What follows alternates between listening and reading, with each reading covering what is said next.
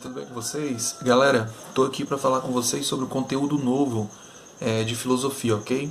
Gente, nós já vimos aí no período passado sobre o período medieval. É importante para a gente fazer um paralelo e para a gente compreender que no período medieval o que era a verdade absoluta era Deus, o conhecimento absoluto, enfim, tudo que era a verdade verdadeiramente dita era Deus, a palavra de Deus e as obras de Cristo aqui na Terra, né, como Filho de Deus.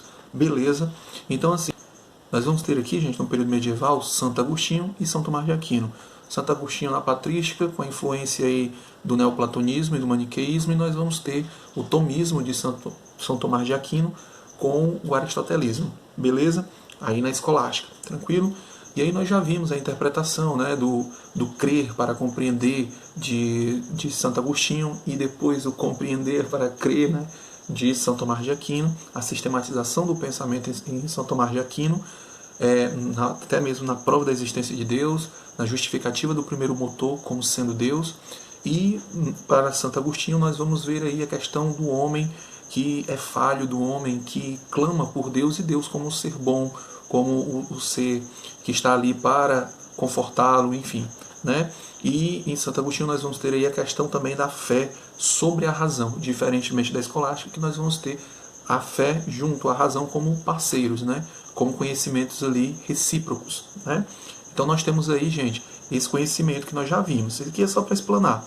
Por sinal, nós temos os vídeos aqui no canal, eu vou colocar na descrição depois aí os links para vocês assistirem novamente os vídeos sobre o período medieval, para você pegar mais o conteúdo, ok? Outra coisa, nós vamos entrar agora, gente, no capítulo 10, que é a filosofia moderna e a crise da metafísica, ok? O que nós temos que pegar logo de cara, gente, é que nós vamos ter uma nova percepção da realidade, das ciências, do conhecimento, da verdade. Nós vamos ter uma nova concepção do ser humano, não mais como criatura, mas sim como ser criador. É só aula, viu? Mas, enfim, como ser criador, né? Nós vamos ter aí o heliocentrismo surgindo com Copérnico, né? Aí de uma forma mais estruturada e diferentemente, por exemplo, do geocentrismo ali da tradição cristã ali junto ao aristotelismo, junto à compreensão religiosa da criação de Deus no centro do universo, né?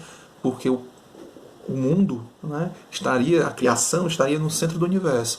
E também a concepção sobre o ser humano, que eu já disse, no período medieval, o ser humano era uma criatura, era uma reles criatura. No período moderno, que nós vamos estudar agora, o ser humano ele pode ser mais, ele pode transformar, ele pode criar, ele pode aprender, ele pode desenvolver, ele pode criar como pode destruir, não é? Então nós temos essa nova concepção. Nós temos aí Nicolau Copérnico, certo? De 1473, 1543, que ele vai trabalhar a teoria heliocêntrica dentro de uma obra que é importante para a teoria do conhecimento, para a formação científica, que é a questão da revolução de esferas celestes, ok?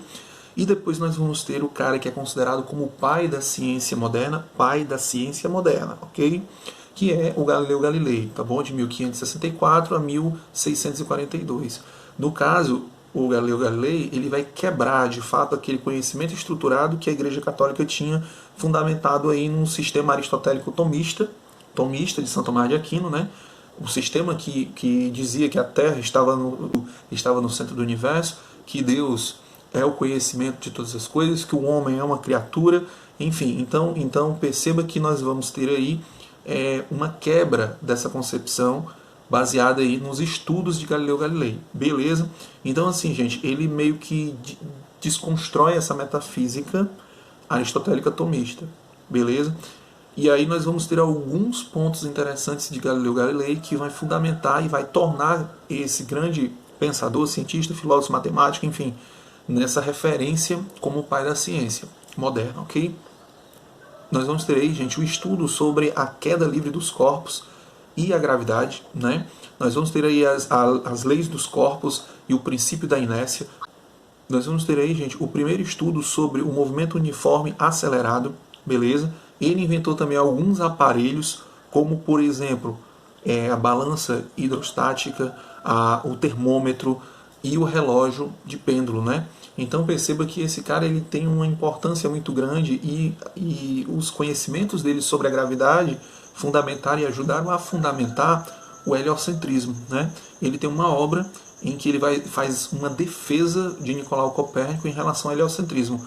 O nome da obra é o Mensageiro das Estrelas, ok?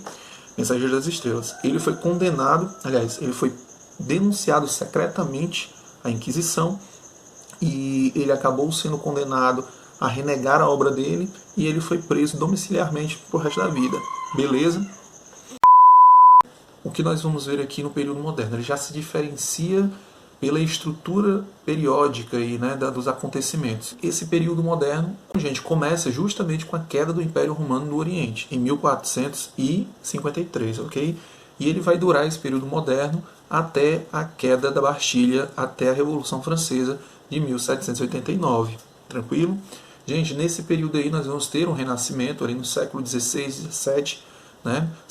No século XV, XVI, XVII, nós vamos ter aí esse renascimento surgindo, esse movimento cultural, esse movimento artístico, esse movimento político, né, filosófico surgindo, e isso vai impulsionar muito, porque nós vamos ter aí as ideias iluministas, né, a questão da liberdade, a questão da fraternidade, a questão da igualdade, né, que são os princípios norteadores aí da Revolução Francesa, né? Vamos ter também esse impulsionar tecnológico científico aí da produção da indústria surgindo, então nós vamos ter uma nova perspectiva de produção e de economia também, ok? E tudo isso impulsionado principalmente por essas discussões entre racionalismo e entre empirismo, que se ramificam aí da teoria do conhecimento, que é a epistemologia. Tranquilo? Gente, fazendo esse resumo, agora eu vou falar de forma mais pausada e mais cadenciada, beleza? Então vamos lá.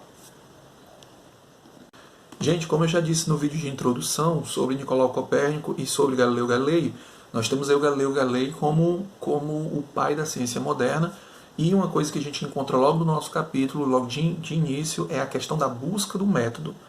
Método científico, método de análise, método de reflexão sobre a coisa, de análise sobre a coisa, de revisão sobre aquilo que é estudado, sobre aquela coisa que é pesquisada e estudada, ok?